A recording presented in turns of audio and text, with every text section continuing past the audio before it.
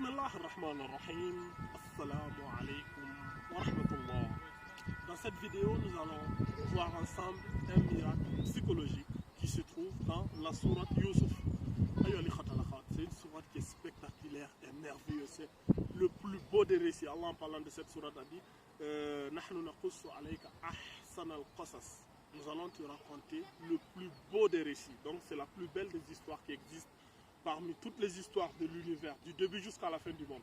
Maintenant, dans cette sourate, il y a quelque chose qui nous a marqué, surtout lorsque la femme du roi, la femme de Al-Malik, elle a essayé de séduire Yusuf alayhi salam.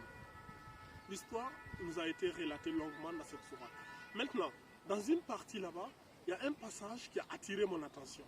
À partir du verset 30 de la sourate 12 et le verset 31, Allah subhanahu wa ta'ala, il nous dit ceci. وقال نسوة في المدينة امرأة العزيز تراود فتاها عن نفسه قد شغفها حبا إنا لنراها في ضلال مبين. Lorsque la femme elle a essayé de séduire son valet, la rumeur elle a traversé toute la ville et les autres femmes ont appris la nouvelle. Les autres femmes maintenant elles ont commencé à faire des ragots entre femmes, ouais ceci ou cela. La femme du roi elle a entendu ceci et elle a dit ok, puisqu'elles sont en train de médire sur moi, je vais les inviter à manger chez moi et je vais juste demander à Youssouf de sortir devant elles et quand elles vont le voir, elles sauront pourquoi est-ce que je me suis mis à les séduire. Maintenant, dans le verset suivant, Allah subhanahu wa ta'ala, il nous relate ce passage qui est juste merveilleux. Là il dit فَلَمَّا سَمِعَتْ بِمَكْرِهِنَّ عَرْسَلَتْ إِلَيْهِنَّ وَأَعْتَدَتْ لَهُنَّ مُتَّكَأً وَآتَتْ كُلَّ وَاحِدَةٍ مِّنْهُنَّ سِكِّينًا وَقَالَتْ اخْرُجْ عَلَيْهِنَّ فَلَمَّا رَأَيْنَهُ أَكْبَرْنَهُ وَقَطَّعْنَ أَيْدِيَهُنَّ وَقُلْنَ حَاشَ لِلَّهِ مَا هَذَا بَشَرًا إِنْ هَذَا إِلَّا مَلَكٌ كَرِيمٌ. Quand elle a entendu tous ces ragots, elle a invité toutes les autres femmes, elle les a dit venez à dîner, on va manger et tout. Elle les a donné des couteaux bien aiguisés. Elle les a donné, c'est des oranges non ou c'est de la viande, peu importe, de la nourriture à manger. Et elle a juste demandé à Youssouf, elle dit Youssouf s'il te plaît, sors juste devant elle, je veux juste qu'elle te voie.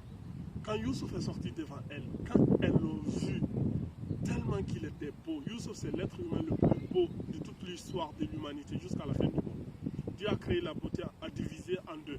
Il a donné l'autre moitié à tout l'univers et sa création, le soleil, la lune, ce paysage merveilleux, nous les êtres humains. Et l'autre moitié, il a donné à Youssouf, tellement qu'il était beau. Les femmes, quand elles l'ont vu, elles l'ont tellement admiré qu'elles ont dit, mais c'est pas un être humain lui, c'est un ange qui est noble. Et pendant qu'elles disaient cela, au lieu de couper la viande, elles se sont coupées les doigts sans même s'en rendre compte. Le processus miraculeux commence ici. Comment ça, elles se sont coupées les doigts sans s'en rendre compte. Elles ne se rendaient même pas compte qu'elles se coupaient les doigts. C'est-à-dire elles avaient mal, elles saignaient, mais elles ne savaient pas, c'est-à-dire elles ressentaient aucune douleur. Leur cerveau était hypnotisé, était scotché par la vision de Youssouf alayhi salam. Et c'est ici que le miracle il apparaît. Ça, on appelle ça. Les scientifiques appellent ce processus la distraction de la douleur ou analgésie induite par la distraction. C'est un abonné qui a attiré mon attention sur ça. Cet abonné, il m'a envoyé ceci. Il a bien pris l'étude en question, il a bien détaillé, mashallah, qu'Allah lui fasse miséricorde. Ici, c'est dit ceci, les scientifiques nous disent, la distraction de la douleur est un phénomène bien étudié et documenté dans le domaine de la psychologie. En attirant l'attention du patient sur quelque chose d'autre que la douleur elle-même, les scientifiques ont découvert que lorsque l'attention d'une personne est détournée de la douleur,